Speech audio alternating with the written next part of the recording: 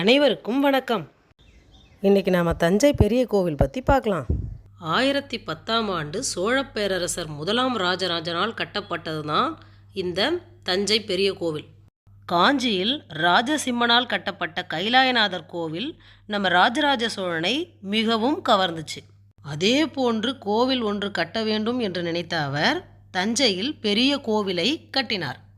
இத்தகைய பிரம்மாண்டமான கோவில் சுமார் 7 ஆண்டுகளில் கட்டி முடிக்கப்பட்டது. இக்கோவிலே தமிழனின் அதி உச்ச கட்டிடக்கலைக்கு சான்றாக அமைந்தது. இந்த கோயிலின் உயரம் 216 அடி. இது எவ்வளவு சிறப்பு வாய்ந்ததுன்னா, தமிழின் உயிர்மெய் எழுத்துக்கள் மொத்தம் 216 எழுத்துக்கள்.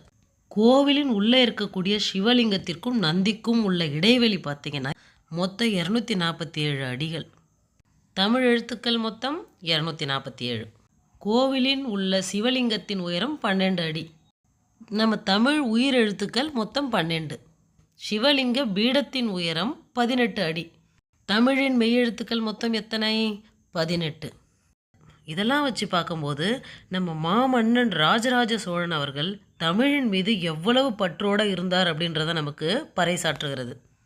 அவர் தமிழின் மீது கொண்டுள்ள பற்றின் காரணமாக 247 தமிழ் எழுத்துக்களை கொண்டு சிவபெருமானுக்கு உருவாக்கப்பட்ட கோவில்தான் இந்த தஞ்சை பிரகதீஸ்வரர் கோயிலாகும்.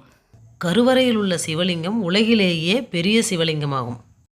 6 அடி உயரமும் 54 அடி சுற்றளவும் கொண்ட ஆவுடையார், 13 அடி உயரம் 23 அடி சுற்றளவும் உடைய லிங்கம் என தனித்தனி கருங்கற்களினால் செதுக்கப்பட்டு இணைக்கப்பட்டுள்ளது.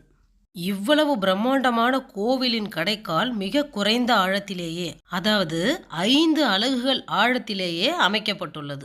தஞ்சை பெரிய கோவிலை பற்றி ஓரளவு எல்லாரும் தெரிஞ்சிருப்பீங்கன்னு நினைக்கிறேன். தேங்க்யூ.